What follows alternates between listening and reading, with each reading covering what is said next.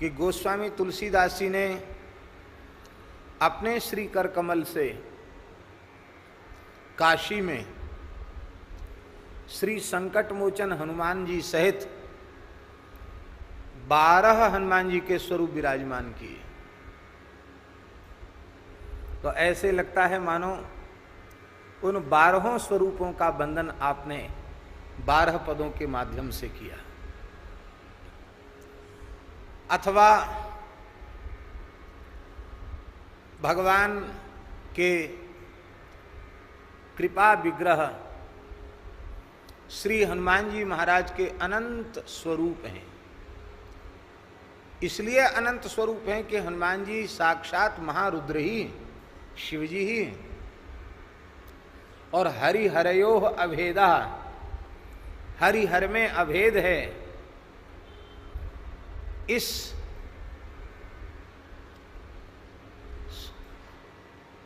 शास्त्रीय सिद्धांत के अनुसार श्री हनुमान जी साक्षात भगवत रूप ही, भगवान ही है। हनुमान जी अलग नहीं है, भिन्न नहीं है।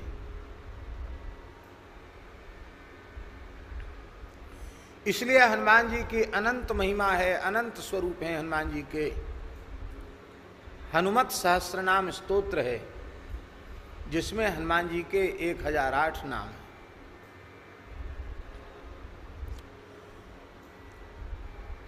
हनुमान जी का एक मुख हनुमत कवच भी है,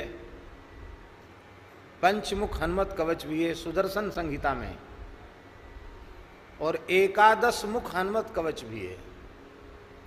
पंचमुख में हनुमान जी के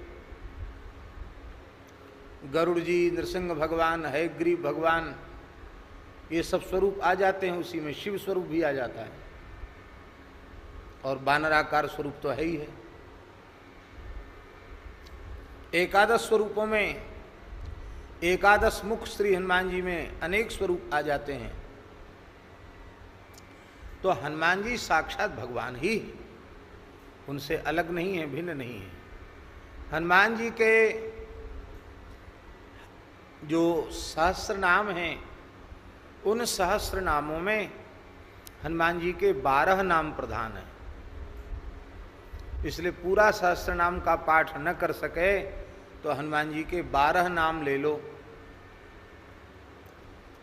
तो उन 12 नामों को लेने से हनुमान जी के सहस्र नाम का संक्षिप्त स्मरण हो जाता है। तो हनुमान जी के 12 स्वरूप स्थापित किए, हनुमान जी के 12 नाम हैं। इसलिए तुलसीदास जी ने कहा कि हनुमान जी के जो प्रधान 12 नाम हैं, उनमें एक एक नाम के प्रति एक एक पद की पुष्पांजलि आपने अर्पित की। 12 नाम 12 पद, मानो एक एक नाम के द्वारा एक एक नाम के प्रति एक एक पद के द्वारा आपने पुष्पांजलि समर्पित की। और विनय पत्रिका का इतना अद्भुत दिव्य प्रभाव है। भगवान शिव जी का स्मरण वंदन विनय पत्रिका में गोस्वामी तुलसीदास जी महाराज 12 पदों में कर रहे हैं, 12 पदों में। हमने पहले उसकी चर्चा की थी। इसका आशय है कि वे 12 ज्योतिर्लिंगों का स्मरण कर रहे हैं। इसलिए विनय पत्रिका के 12 पद यदि आप नित्य पढ़ें तो आपकी 12 ज्योतिर्लिंग यात्रा पूरी हो गई। आपसे भगवान शिव प्रसन्न हो जाएंगे। इतना अद्भुत 12 पदों में शिव जी का स्मरण किया। हनुमान जी का स्मरण भी 12 पदों में किया।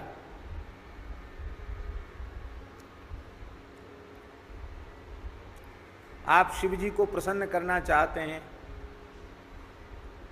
चाहे कामना युक्त होकर अथवा बिना किसी कामना के, तो दास के विचार से सबसे उत्तम है कि आप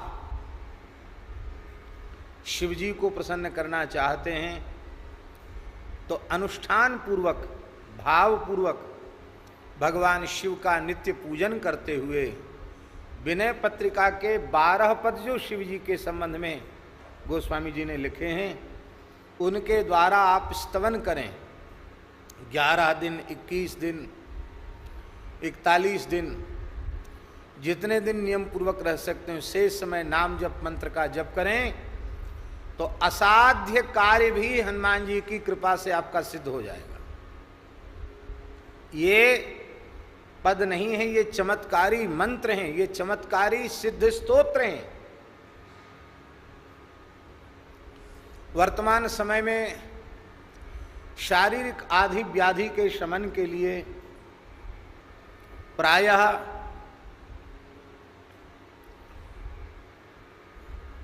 पंडित लोग बता देते हैं कि आपका ये खराब चल रहा है, ये आपका अमुक ग्रह का मार्केश चल रहा है, ये दशा आपकी खराब चल रही है, तो अब क्या करें? बोले 1.25 लाख महामृत्युंजय का जप कराओ, रुद्राभिषेक कराओ, शमन होगा। हम यह नहीं कह रहे हैं कि आप रुद्राभिषेक मत कराइए, हम यह भी नहीं कह रहे हैं कि 1.25 लाख महामृत्युंजय मंत्र का जप मत कराइए, अवश्य कराइए, पर स्वयं भी कुछ कीजिए।